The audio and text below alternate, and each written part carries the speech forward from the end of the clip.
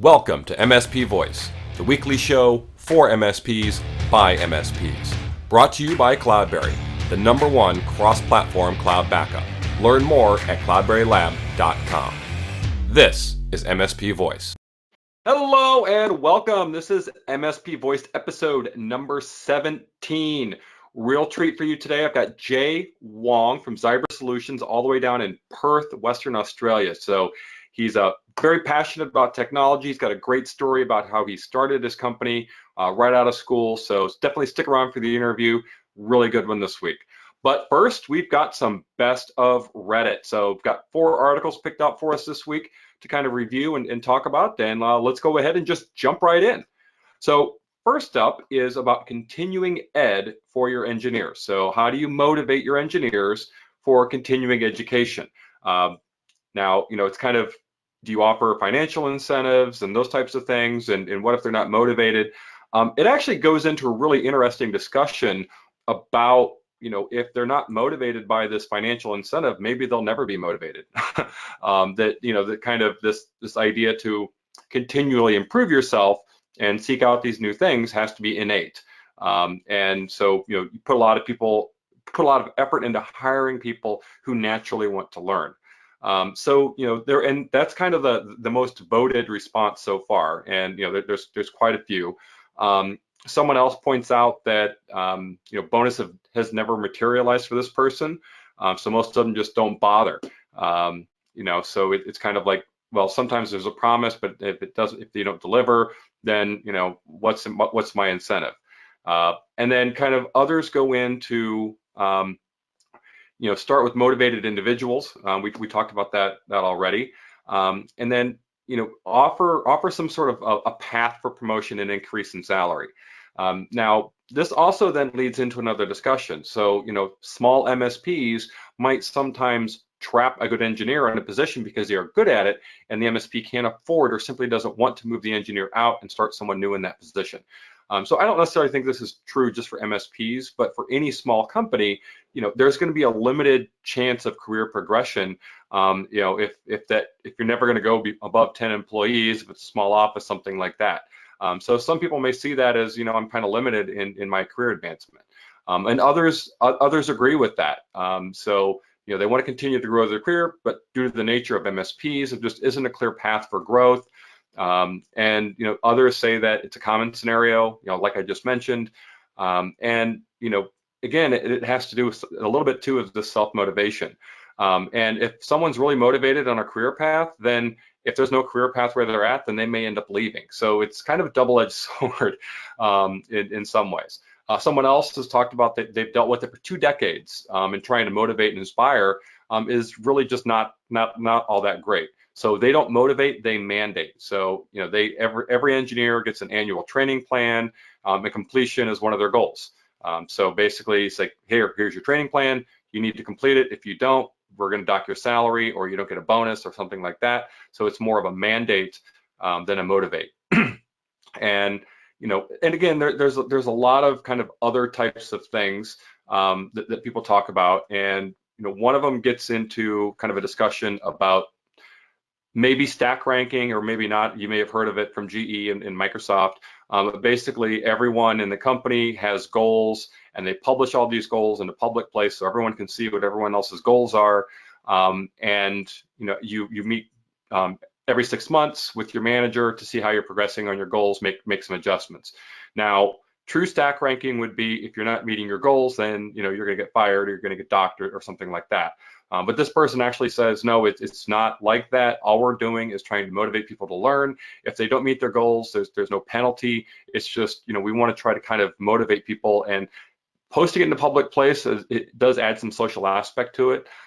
So, again, that might be kind of another way to help motivate your folks if you agree with that. But definitely some good things in the comments here, so check that out. Next up on our best of Reddit is becoming an Apple consultant. So Mac, iOS is kind of everywhere out there. And one of the things I guess I didn't necessarily realize was you can become an Apple consultant. Basically, kind of get this Apple certification thing. But the poster says they're no longer accepting new applications for Apple consultants. So, he says maybe not enough Macs being sold. I don't necessarily think it's that. And so this kind of leads into a discussion of the fact that they're kind of retooling so some are saying they're retooling the program. Others say, people have this opinion that Mac don't crack. The Macs are unbreakable. You don't have to worry about viruses. You don't have to worry about all these types of things. So they just don't necessarily see the need in doing all this protection for Macs. And I don't necessarily think that's true. I think everyone agrees that all platforms are prone to issues. But it's definitely something that maybe to consider.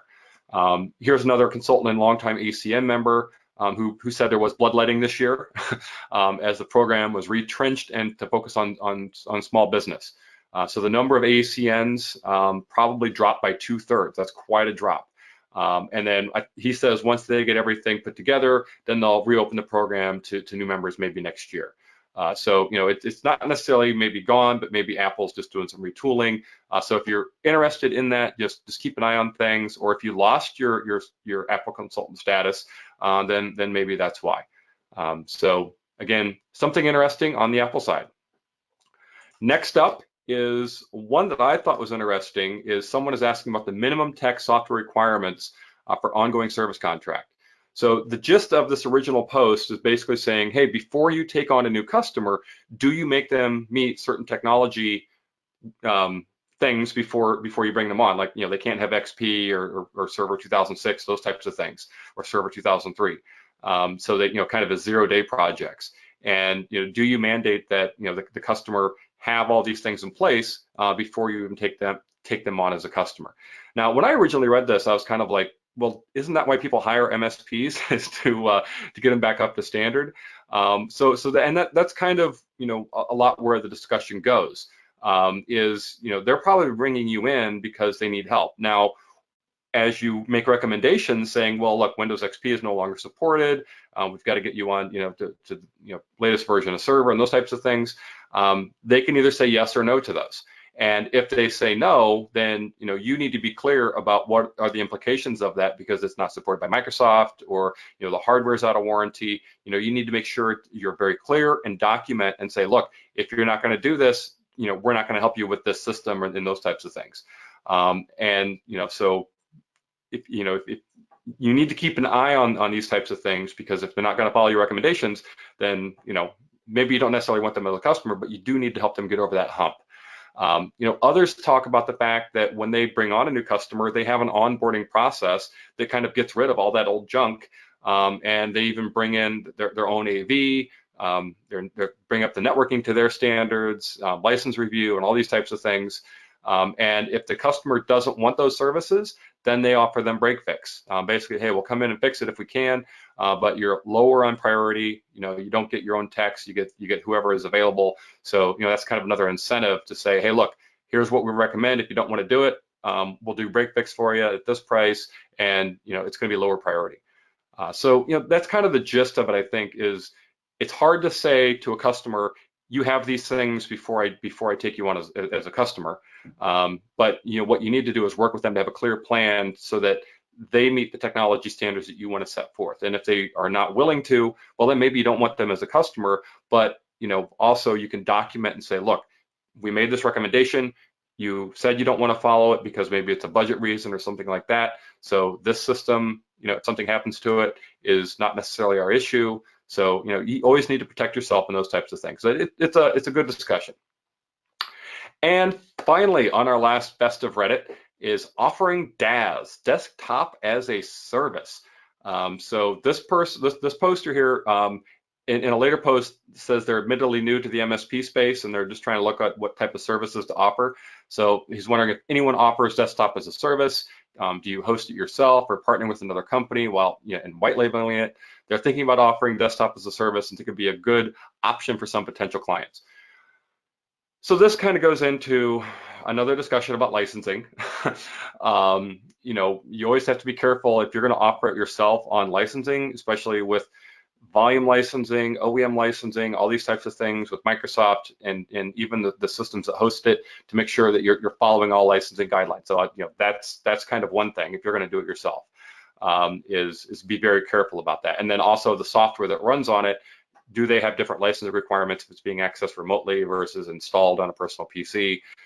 So good little discussion here on licensing as part of this post, and someone even posting the Microsoft stuff. But at the end of the day, what most people are saying is don't do it yourself. Partner with another company that offers desktop as a service. Let them handle the licensing and all that kind of stuff. If you want to offer it, then definitely look at someone that has white labeling or something like that where you can offer it as a service. But don't, as a new MSP, try to build this all yourself. It's the complexities and everything else is a lot. And then the other issue is the cost. So if you're dealing with a small office, 10 to 20 employees, does it really make sense for them to have desktop as a service? And that's kind of, there's a discussion about this too, is desktop as a service works really great in call center environments, or places that are even more regulated, like banks and those types of things, where you've got tens of thousands of desktops, and you want to keep everything onto a standard. You can't save certain things here this way. So there's definitely a place for it, but whether or not as an MSP offering services to a small business, they may or may not need it. Most likely probably won't. And from a pricing perspective, you're better off just getting them a laptop or a PC, because over 4 years it's going to be essentially the same price as what you would do for hosting. So a lot of good little discussions in here on desktop as a service, whether or not you offer it. Again, if you specialize in call centers and those types of things, then great, maybe it's something that you offer and you want to do. But if you're just out there servicing small businesses, then there may or may not be a need for it, especially from a pricing and configuration standpoint. So definitely something to look into. And so that is it on our best of Reddit. So next up is my interview with Jay Wong. Hope you enjoy it and have a great day. Hello and welcome. I am happy to be joined today by Jay Wong of Xyber Solutions in Perth, Australia. So this is our first guest from that far away, at least from me. So Jay, happy to have you on today. Thank you, Doug. Well, good morning from down under. In your case, an evening over there. So thanks for staying up. Really excited to be part of my first podcast too. Oh, great. So why don't you tell us a little bit about yourself and your managed services business there in Perth? Managed services. So I sort of fell into managed services before managed services. The term managed services became sort of well known. A little bit of background on myself and my journey. Graduated from Curtin University of Technology here in Perth with a computer systems and electrical engineering degree. Being the quintessential geek, was always hanging around the tech forums and the overclockers forums, and always wanted to play with the latest tech gear or the latest motherboard, overclocking the latest chips. But like all sort of graduate students, had like no money at all to play with all these gears. So one day I was thinking to myself, how can I get my hands on all these latest and greatest tech toys with no money and make some money in the process? Good plan. But that was a dilemma at that time. So I was thinking about that, for not very long actually. I got a little light bulb moment. So I said, I will start a computer store. Yeah. Yep, just a little computer store. Then came the next problem: where am I going to get the money to start a computer store? So I thought to myself, I've got this $3,000 student credit card. that I got from a credit card I got from the bank. So I thought, I will buy hardware on the credit card, roll the money, make sure it's all paid off before I get charged interest each month. And basically did that to start my little computer business. Okay. So I basically went into retail and fell into retail because I wanted to play with the latest computer gear. retail was great. That was Yeah. in the early 2000s. People were buying computers, white box. People were building computers. We were Hmm. building what we term now white boxes. Hmm. However, as more and more retailers got into the industry, the margins started becoming smaller, Yeah. and the landscape just became very, very competitive. Uh, I'm sure it's the same over there in the US. Yes. During that time, I'd say 95% of our customers in retail were the sort of walk-in and referral-based Okay. residential Hmm. consumers. So the margins were small. We were sort of working on volume, and there really wasn't any services to speak of. People were Hmm. just buying Yeah. computers, and it's like building pizzas. You Yeah. buy parts, roll the credit card, sell it, make the margin, and make another pizza. That's what we did. So one day I got a call from a business locally, looking to purchase a couple of PCs. Hmm. So I gave them a quote, as I do, and they said, okay, let's do it. Can you deliver? Bear in mind, at that time, everyone was coming into the store and Hmm. picking it all up. So I said, uh, okay. So they said, okay, how much? So I sort of just blurted out, $20. Is Hmm. that okay with you? So they said, okay, let's do it. So I said, all right, it'll be ready by tomorrow. I'll deliver it for you and make sure you got some money for us. Hmm. So the next day, we finished the computers, and delivered the PCs.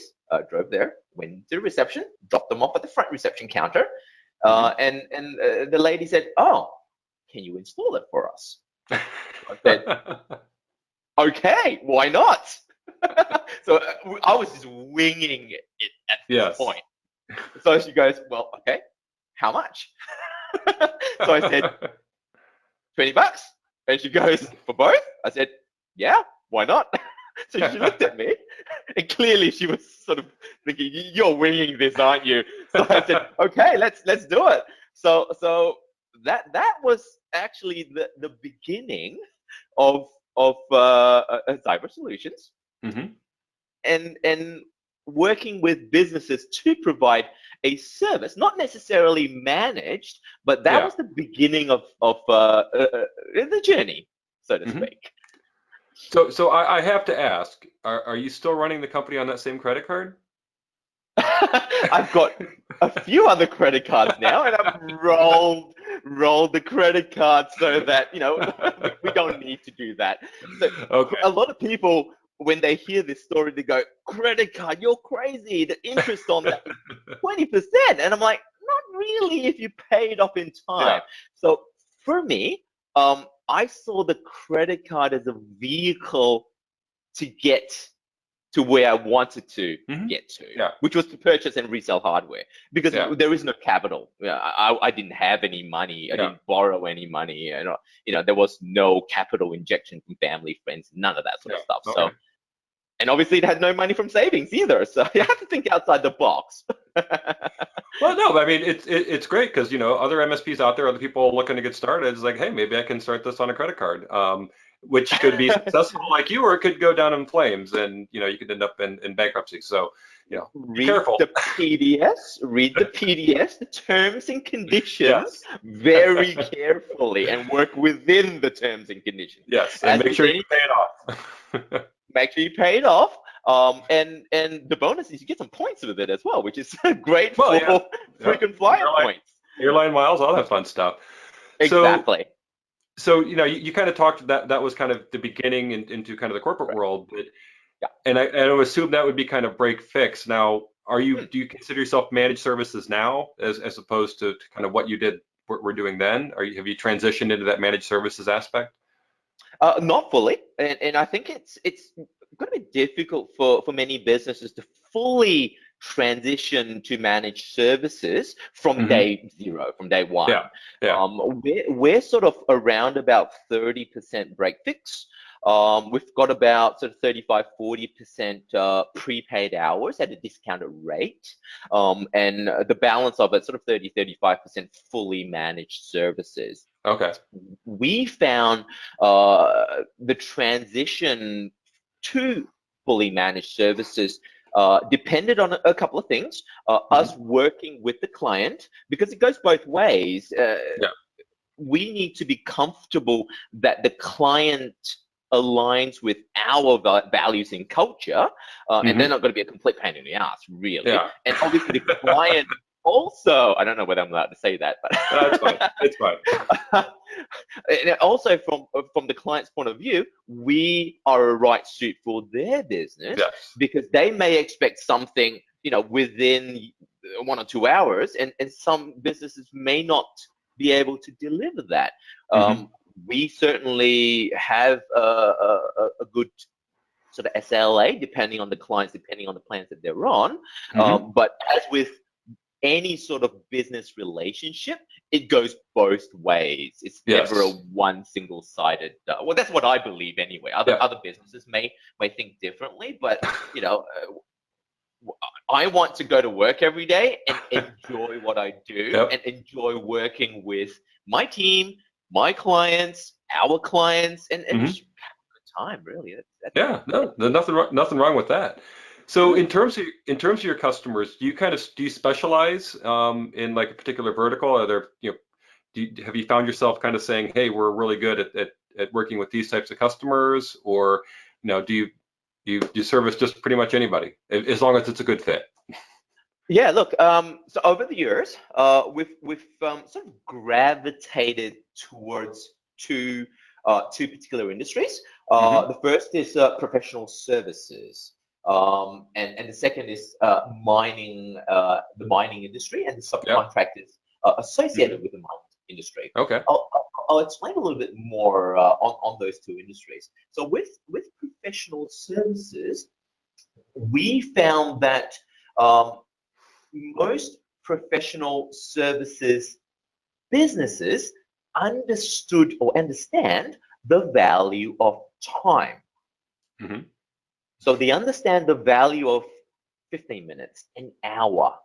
So for us, we can articulate the value of technology on driving efficiency in their business. Okay. So when we explain, if you implement this technology in the business, it's going to save you an hour a day per employee. So when you've got 10 employees, you're saving 10 hours a day at X amount per hour that you pay your employee. You multiply that by a week, multiply that by a month, multiply that by a year, then generally the business owners get an idea by implementing this technology, software, hardware, whatever it may be, it will drive efficiency in their business. Okay. That's where we've had a lot of success with, and it doesn't matter what the industry is. It could be a doctor, lawyers, accountants. As long as they understand the value of time, then they see the value of technology in the business. So I like that. I like that. The understanding the value of time. That's a good point on that. So, and like you said, those particular industries, they bill by the hour or the 15 minutes or whatever. So it makes sense. Good way to put it. Especially when they bill higher than our rate. Yes. That's when it makes really good sense. The mining industry is it's quite a specific vertical, because here in Western Australia, the two sort of biggest economy that drives the state is the mining and oil and gas. So it's sort of a no-brainer to focus on the verticals that is growing, that grows the state when it comes to the economy here in the country. So yeah, that's the other vertical that we focus on. The technology is not really that much different. It's how we tailor it to that industry and sort of demonstrate that implementing these technology is going to drive efficiency in the business. Okay. Yeah, and I noticed on your website that you service kind of other parts of the world as well. So Of you course. mentioned Hong Kong and Singapore and Mongolia, I think. US, So. yeah. Look, it really with technology and the decentralization of technology, Hmm. um, the way I see tech moving is the trend is where the younger generation, the millennials, want to be able to work anywhere, Yeah, anytime with yeah. anybody. And Hmm. technology really makes the world smaller. It really does. Yes. Nope, nope. Mhm. I definitely agree. And access to data, access to information, it used to be difficult. It used to take time. Whereas now everything is instantaneous. Hmm. People almost expect data at their fingertips.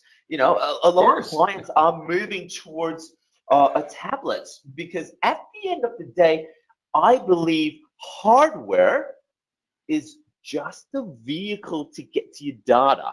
Yeah, That's all it is. yeah. When your business, when you're looking to exit your business, sell your business, or grow your business, the pot of gold is actually your data. Hmm. How you work with your data, manipulate your data, and how you uh, basically work with what you have and Yes. access what you have. That's going to be the key.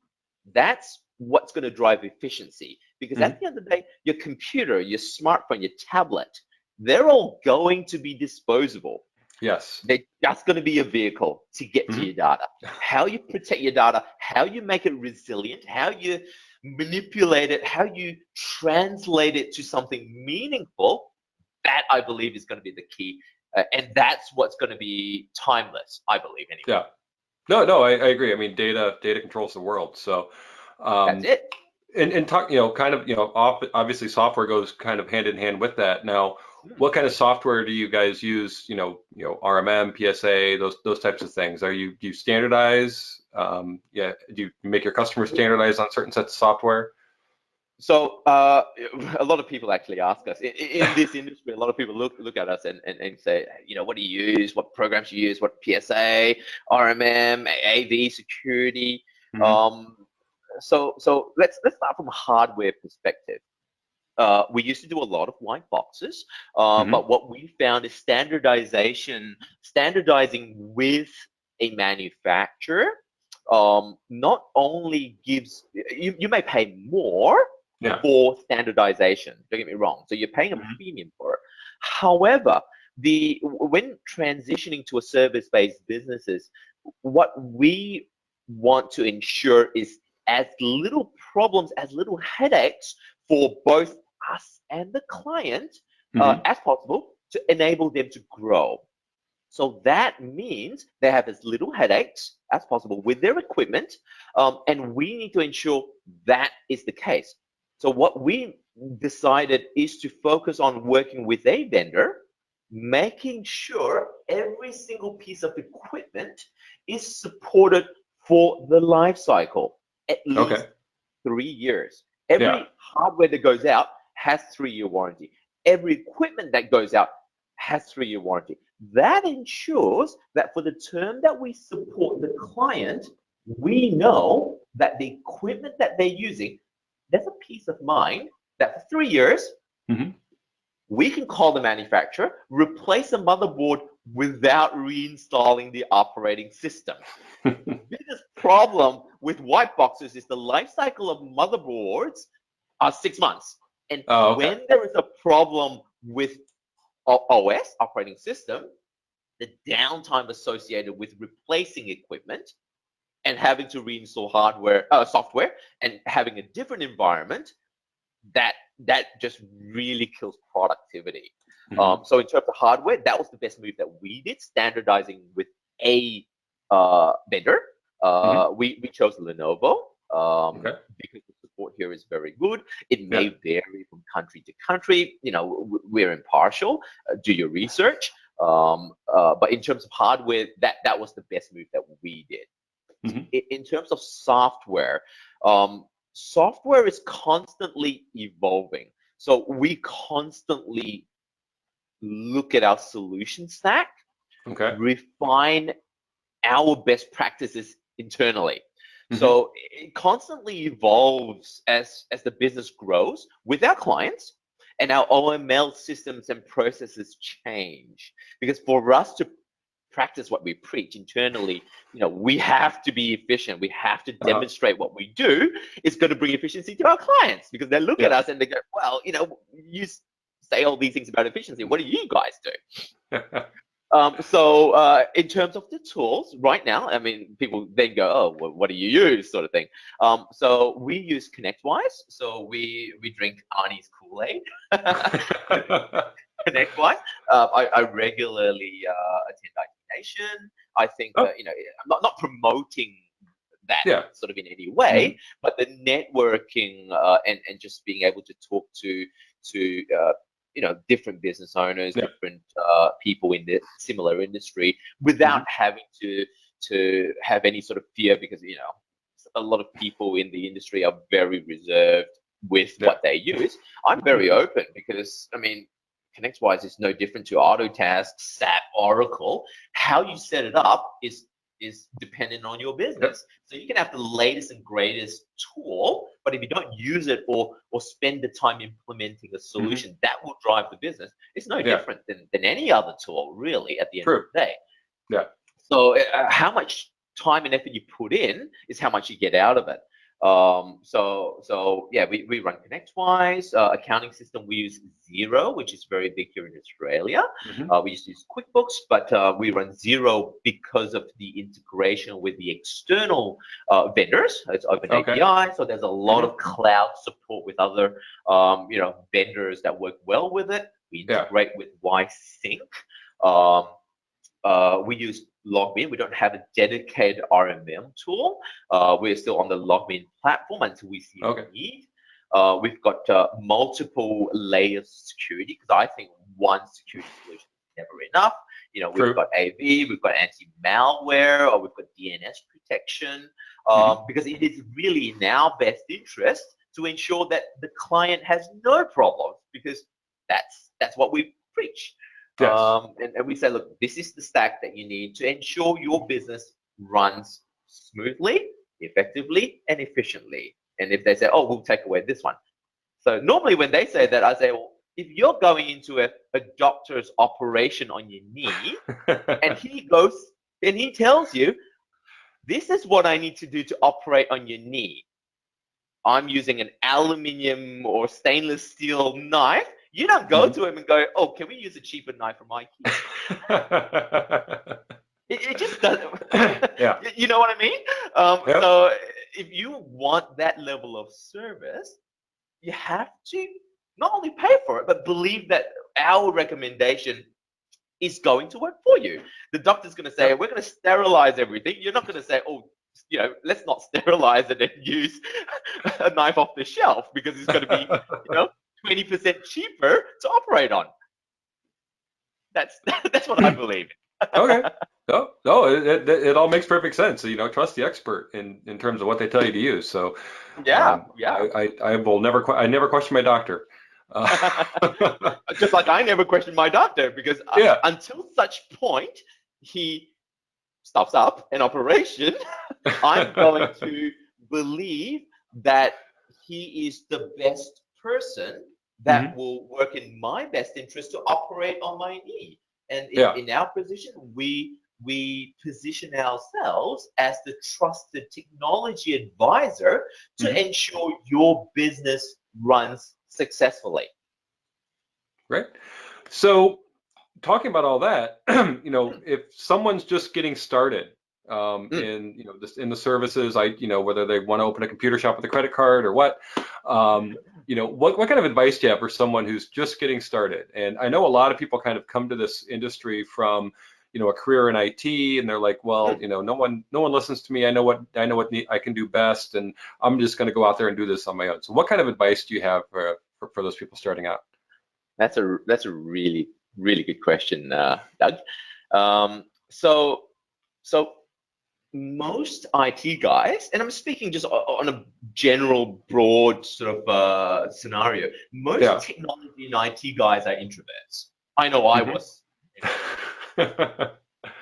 That was probably the most difficult part for me while building a business. For someone that is an introvert to speak to another human being as opposed to being a keyboard warrior, that was the most difficult, the most challenging part in my journey. So the first piece of advice I'd like to offer and share is to learn to network and build relationships. Get out there. Join a social group, join a networking group in your local area. It could be a business related, it could be industry related. Just go there as a visitor and say, look, hey guys, I'm in technology, and just have a chat, because you'll find that people come to you, and that's where you start to build confidence, and that made a big difference, a huge difference in how I sort of developed personally, looking back. Yeah. The second thing that thinking back, that I thought I probably should have done earlier is, in your home office, your study room, wherever you are, where you focus on what you're trying to do, write on a very big piece of paper in bold writing why you're doing what you're doing. Why you're doing what you're doing. Stick it up on the wall. Stick it up on the wall in front of you. Because I'll tell you why. When you are in your deepest, darkest moments, banging your head on the table at 2 a.m. in the morning, trying to solve a problem or overcome an obstacle, or some challenge,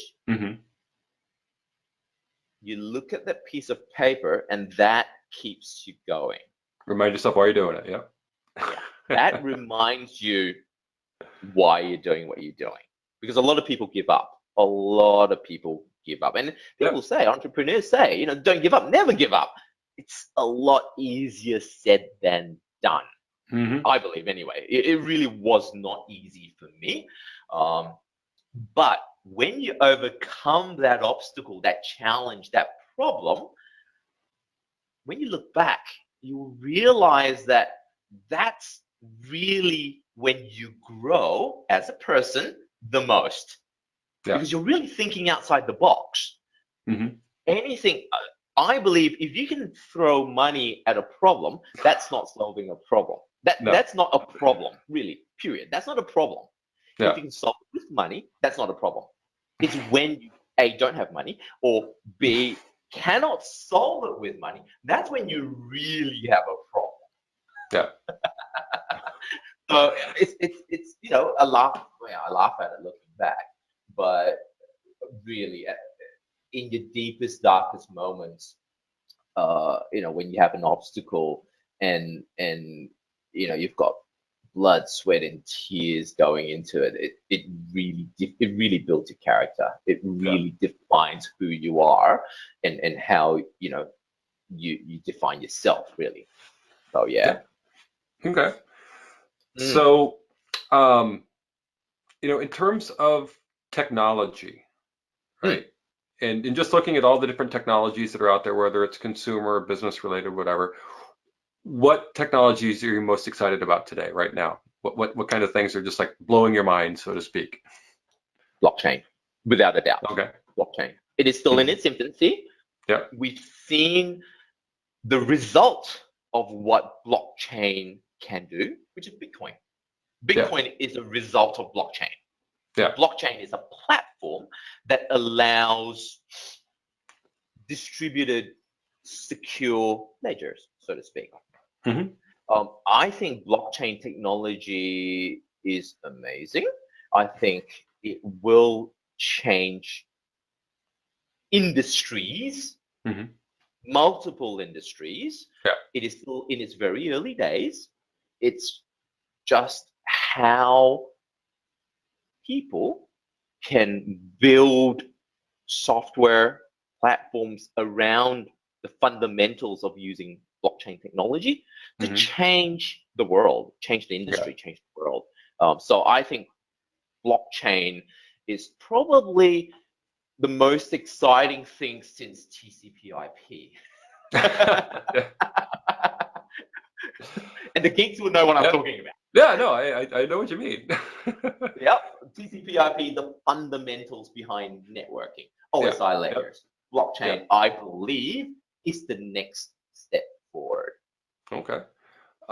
So what concerns you? What technology keeps you up at night that you're worried about, or you're not sure where it's going or how it could be used?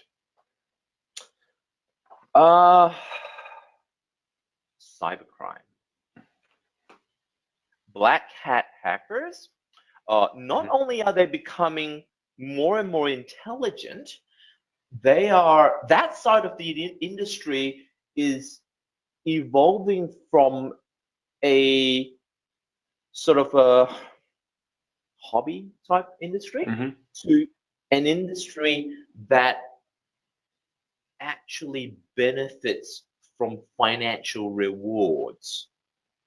That's my biggest sort of concern, where there is hackers now building platforms, rootkits, 0 days, selling them and monetizing, getting financial rewards, monetizing from malware, monetizing from businesses having their data crypto locked, for example, because what they want is money. At the end of the day, they're holding your data to ransom because they know your data is of value, not the computer. In the olden days, come Christmas or Easter, there will be a trigger date where the virus will kill your computer, and that's it. But now they actually they're motivated by financial gain. That's where I see technology. That's what worries me about technology. Because people are motivated by financial gain for all the wrong reasons. Yeah. And you said earlier, in terms of a company, the most important thing for a company is their data, right? And now the hackers are going out and exploiting that by locking their data down, requiring a ransom. So it just kind of keeps going and going and going. It's kind of like a snowball. Yeah. In simplest form, they're zipping up data, putting a password on there, and say, "Hey, give me $10 for the password to unzip your data." Yeah. I mean, I think that's just wrong. I believe I believe it's wrong too. I think most of us are going to agree with that, but unfortunately there's the bad actors out there, and I think we're seeing even more so in, like, maybe not governments, some of them maybe, but like organized crime, is seeing this as a way to make money as well. By hiring some hackers and saying, hey, let's exploit this and use it to bring in more money. So yeah, and see the difficulty we as MSPs have with these sort of crypto infections and black hat hackers is we're almost always playing catch up to try and predict where the trend of hacking is going towards. And we're always trying to stay one step ahead. However, it is becoming more and more difficult to be one step ahead. And what we do, and what I believe in, is to actually educate the end user. There is no more powerful way is to mitigate these hacks than to educate clients, customers, people on what to look out for. Because a lot of the times people don't read, they just click. Really? They just Microsoft support? Really? Okay, yeah. That's it. Yeah, they just click. And a lot of people are just they just never had the education or knowledge behind them. And there's always so many antivirus, anti-malware, anti-whatever it is that we can put in. Because it's like a lock on the door. We can put 5 locks on the door, but if somebody comes on the door and knocks on the door in a suit with a briefcase, pretending to be somebody legitimate, you open all the locks, they come in, and then go, well, this is a holdup. You still get caught. Yeah. So I believe the key is actually to empower the clients, the customers, the people with knowledge to look out for signs. And it may not be 100%, but at least there is something to look out for. Yeah, I wholeheartedly agree on that end user education to make sure that they at least have an understanding of what to look out for. Okay, so with that being said, let's move on to our rapid fire round. So this is where I just ask you a couple of just a quick question. Sometimes it's multiple choice, one answer or the other, but just we just go through these quickly. First thing that comes to your head, let me know.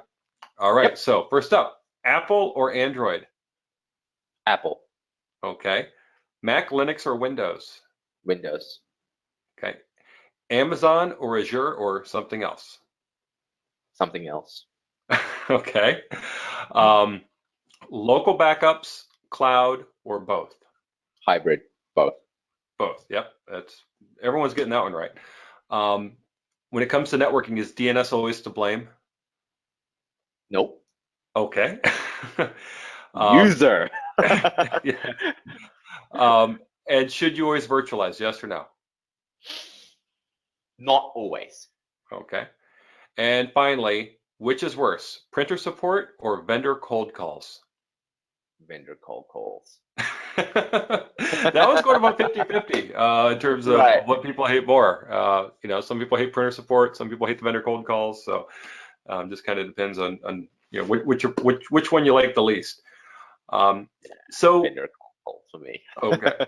Yeah, I hear you. So that being said, we're about ready to wrap things up here. Any parting thoughts, words of wisdom you want to put out there to our audience before we go?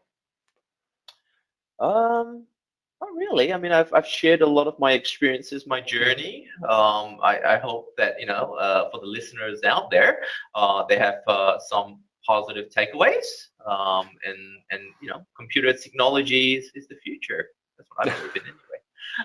Yep, it's done well for me so far. So great industry to be in. No better time. Yes, Jay, thank you very much for joining us. Really appreciate your insights and everything you had to say. Thank you, Doug. Thank you for the opportunity. I had lots of fun. All right, great. Enjoy your day. Thank you, sir. Bye-bye.